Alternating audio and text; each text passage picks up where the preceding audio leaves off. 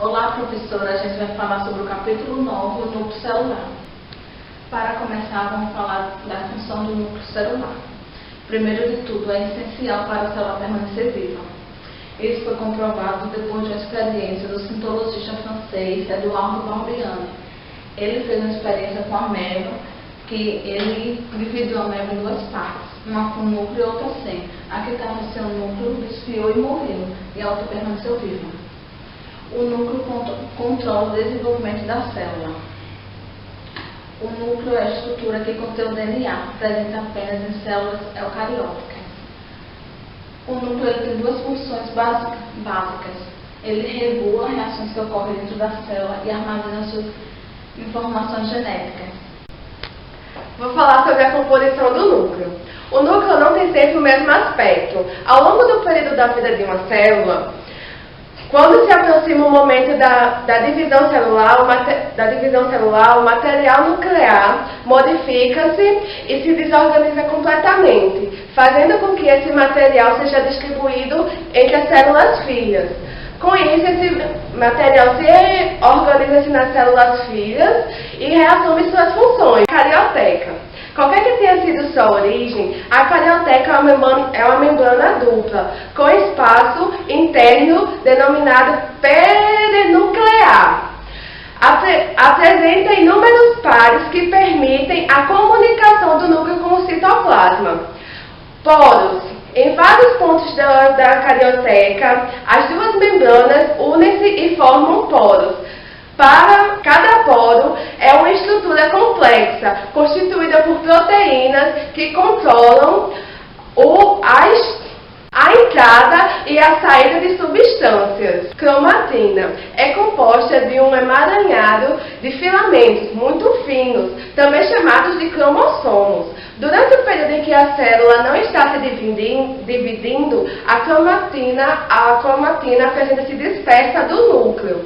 Cada filamento cromossômico é uma única e longa molécula de DNA enrolada ao redor de proteínas, chamadas histonas, formando estruturas globulares, as nucleossomos. Eu vou falar sobre o nucleolo e o nucleoplasma. No interior do núcleo encontra-se o nucleolo, uma região mascorada, não limitada por nenhuma membrana, e geralmente próxima à carioteca, formada por RNA e algumas proteínas. Durante o período em que a célula se divide, o nucleolo desaparece.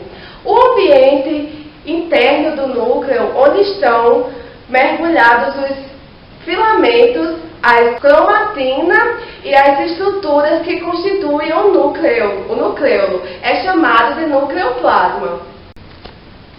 Cromossomos, filamentos de DNA associados a histonas, são visíveis apenas durante a divisão celular, quando estão espiralados e condensados. Seu comprimento fica cerca de 50.000 vezes menor do que a molécula de DNA e estendida aproximadamente 350 vezes mais espesso. Durante a condensação, aparecem nos mais condensados os croméros, ao longo de cromossomos feito pontas de um colar. Nessa fase, os cromossomos estão duplicados e sua aparência ao microscópio se assemelha a um X. Isso são conjuntos de cromossomos duplicados e altamente condensados. São chamados de cromatídeos porque ainda estão parcialmente unidos. Cromossomos humanos. Isto é a diferença morfológica entre os cromossomos humanos, representado por X e Y. Homens e mulheres sem alterações cromossômicas apresentem sempre 23 pares de cromossomos e têm homologia apenas parcial. São cromossomos sexuais X e Y. Diferentes por demais dos cromossomos humanos, são designados por letras e não por últimos como os demais. Em mulheres, o par é formado por dois